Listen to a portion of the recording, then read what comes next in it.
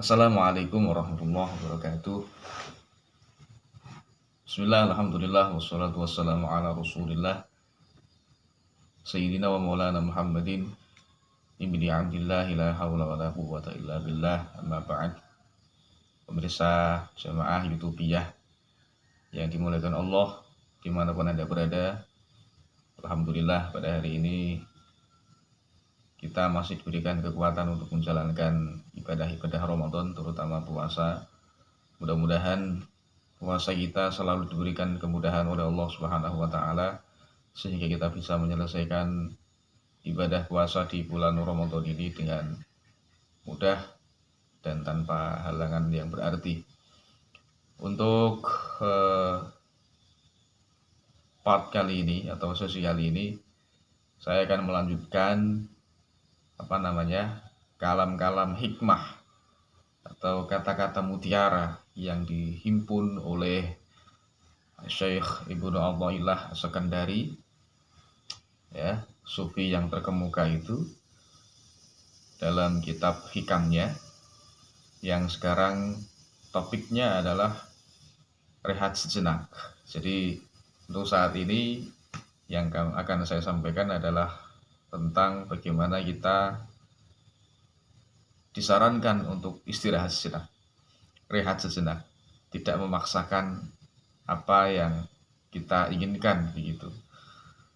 Bismillahirrahmanirrahim. Beliau berkata, arih nafsaka minat tadbiri fama qama bihi ghairuka anka la takum bihi li nafsika. Arih nafsaka minat tadbir fama qama bihi ghairuka anka la takum bihi li nafsika.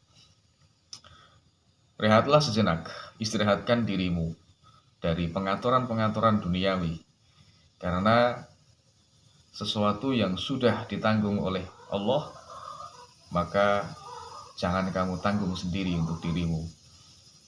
Kurang lebih seperti itu maknanya.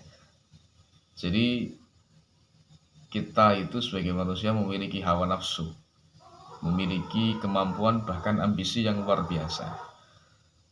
Akan tetapi satu sisi yang lain kita memiliki keterbatasan. Kita memiliki kemampuan yang ada batasnya sebagai manusia, dan itu sebagai fitrah kita sebagai manusia.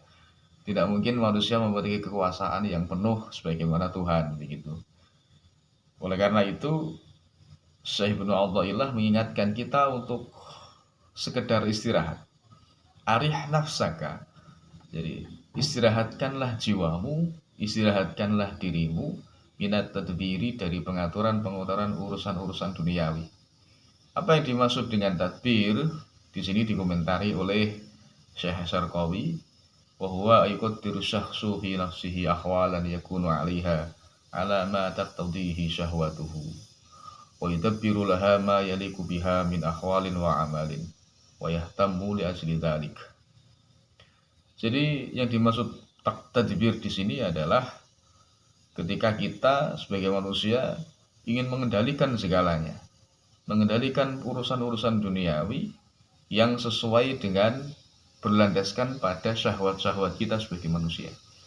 Manusia itu pada dasarnya secara psikologi memiliki syahwat, kemauan, keinginan yang kita sukai. Nah, kita berusaha untuk menaklukkan segalanya sesuai dengan keinginan kita itu, padahal kita memiliki keterbatasan.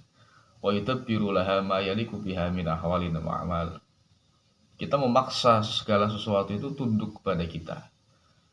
Apapun yang kita lakukan, apapun yang orang lain lakukan misalnya, itu harus sesuai dengan kemauan kita.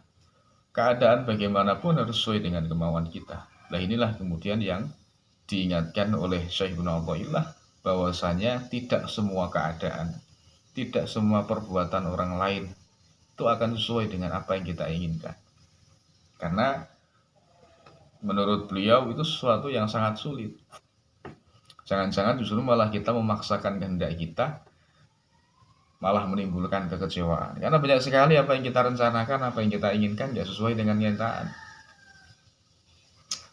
Kita punya rencana untuk pergi kemana misalnya, tiba-tiba hujan lebat, lalu tiba-tiba kendaraan kita mogok dan sebagainya.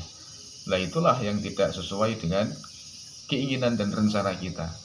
Oleh karena itu, apabila kita menggantungkan apa yang kita rencanakan berdasarkan apa yang kita inginkan, maka yang timbul justru malah bisa jadi sebuah kekecewaan. Oleh karena itu, kita harus menyadari bahwa tidak semua hal bisa kita tanggung. Lalu kemudian lanjutnya, fama qama bihi ghairuka anka la takum bihi linafsika. Karena segala sesuatu itu pasti ada wilayah yang ditanggung oleh Allah dan kita nggak bisa sampai ke sana. Ada beberapa aspek yang tidak bisa kita capai dan hanya bisa dikelola oleh Allah Subhanahu wa taala. Lah itu kemudian percuma saja apapun daya yang kita lakukan, apapun kekuatan yang kita lakukan, yang kita miliki, potensi-potensi apapun yang kita miliki itu akan berakhir dengan hasil yang sia-sia apabila memang Allah tidak menghendakinya. Apabila memang itu di luar kekuasaan kita. Apabila itu di luar kendali kita sebagai manusia. Karena memang pada dasarnya manusia memiliki kelemahan dan keterbatasan. Oleh karena itu, untuk menghindari kekecewaan yang berlebihan, maka segala sesuatu yang kita perbuat, yang kita usahakan, tidaklah layak menjadi standar keberhasilan. Tidaklah layak menjadi sesuatu yang harus dipaksakan untuk terjadi begitu. Oleh karena itu, ya kita harus berusaha untuk legowo. Kita boleh berencana, kita boleh merencanakan merancang sesuatu dengan sesempurna yang kita bisa. Akan tetapi kadang-kadang kita harus menerima kenyataan bahwa rencana kita tidak sesuai dengan hasil yang kita capai. Itulah dimana Allah mau menunjukkan bahwa ternyata kita terbatas kemampuannya.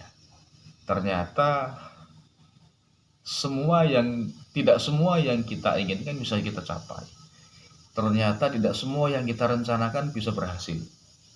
Ternyata tidak semua yang kita mau itu bisa kita dapatkan dengan mudah. Apalagi sesuatu yang berdasarkan dengan syahwat kita sebagai manusia. Nah, inilah sesuatu yang harus kita sadari bersama agar tidak muncul kekecewaan di belakangnya. Karena pada dasarnya ada beberapa hal atau ada wilayah-wilayah tertentu yang menjadi tanggungannya Allah Subhanahu wa taala. Kita sebagai manusia tidak bisa mencapainya. Ruang kita atau wilayah kita adalah wilayah usaha, wilayah berupaya. Sementara hasilnya nanti akan ditanggung oleh Allah Subhanahu wa taala, akan ditentukan oleh Allah Subhanahu wa taala.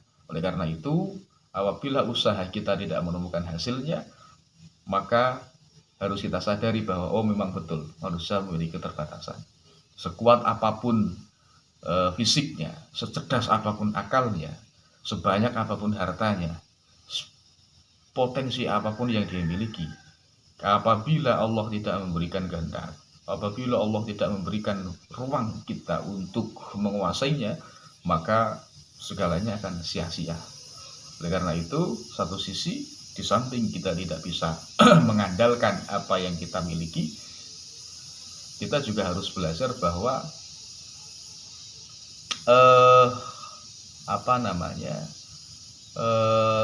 manusia memiliki kita harus mengakui bahwasanya banyak kelemahan yang dimiliki oleh manusia, dan itulah memang karakter atau fitrah manusia.